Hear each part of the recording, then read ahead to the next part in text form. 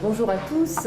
Donc cette table ronde, Daniel Carcel vient de l'évoquer brièvement avec modestie. Donc elle a été organisée par l'Agence de promotion et de diffusion des cultures de l'Outre-mer, qui est une création récente, 2013, qui a été voulue et créée conjointement par le ministère de la Culture et le ministère de l'Outre-mer, et qui s'intéresse à tous les domaines de la création, de la culture, patrimoine, littérature, cinéma, art visuel et bien sûr le spectacle vivant, puisqu'on est ici à Avignon, que ce soit le théâtre et la danse qui sont représentés autour de cette table.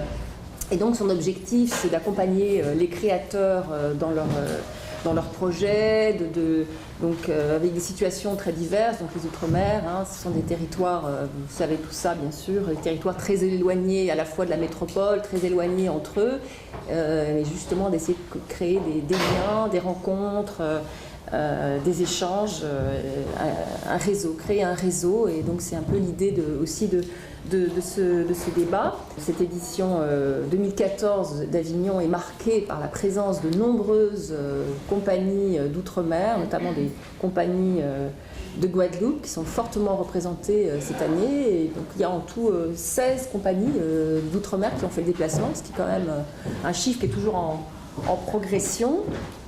Et donc au sein de l'agence, on a constaté cette année une forte présence des femmes, voilà, dans ces spectacles. Il y a à la fois femmes actrices, femmes auteurs, femmes metteurs en scène et femmes comme thématique aussi. Voilà, la question des femmes est beaucoup abordée dans les spectacles eux-mêmes. Est-ce que par exemple vous, Valérie Gomin, vous vous retrouvez un peu dans ces femmes, dans ces femmes créatrices, ces difficultés? Est-ce que vous, par exemple, dans votre travail, ça vous arrive en Guyane d'avoir des particularités? Vous sentez que le fait d'être une femme, c'est plus compliqué, le fait d'une femme de couleur, c'est plus compliqué, le fait de vivre en Guyane, il y a beaucoup de... Voilà. Ça peut apporter aussi des plus, on n'est pas que dans la difficulté, ça peut être aussi... Alors, sur la question de la femme, deux choses. En Guyane, on a la chance d'être sur un territoire mixte où la représentation politique très forte est féminine. Ouais. Enfin, voilà, on a des femmes importantes. Voilà. Ministre. Voilà, qui disent des choses. Et même dans la représentation du théâtre, on a une autre metteur en scène qui a créé un espace. L'autre directrice de la scène conventionnée, il y en a deux, est une femme. Et la préfiguration de scène nationale est tenue par une femme. Donc il y a une réalité des responsabilités féminines, de la présence féminine dans la culture. Voilà. Et puis, pour vous répondre plus largement, moi j'essaie de ne pas penser que je suis une femme, comme de ne pas penser que je suis noire ou métisse. J'essaie vraiment de traverser cela. Je suis attentive à la difficulté des uns, des unes ou des autres, mais j'essaie de ne pas l'identifier, de ne pas la stigmatiser. Pour l'instant, je n'ai pas rencontré d'obstacles par rapport au fait que je sois une femme. Les obstacles se sont plus portés sur le fait qu'on habite loin. Ouais. Sur le fait de l'éloignement, le fait de la difficulté à voir les créations, le fait de la non-curiosité des programmateurs vis-à-vis de la création qui serait hors hexagone, donc c'est compliqué. Alors après, ça peut être dû à la méconnaissance, ça peut être dû au manque de curiosité tout simplement, ça peut être dû au temps aussi, parce que dans toutes ces boutiques, il y a beaucoup de sollicitations aux programmateurs. Des habitudes peut-être. Des habitudes aussi. Je pense aussi que nous, on est très loin. J'ai l'impression, ça fait quand même 20 ans que je travaille dans ce milieu, quoi, et que je fréquente des programmateurs au quotidien. L'océan Indien, c'est loin.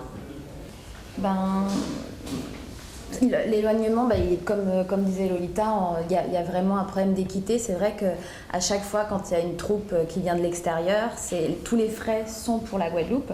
Alors que nous, même là, quand je rencontre des programmateurs, ils nous disent « mais vous venez de Guadeloupe, ça va être compliqué pour vous faire venir ». Il y a vraiment quelque chose de nous, on doit tout donner.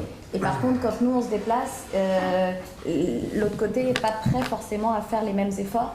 Donc il faut trouver d'autres combinaisons.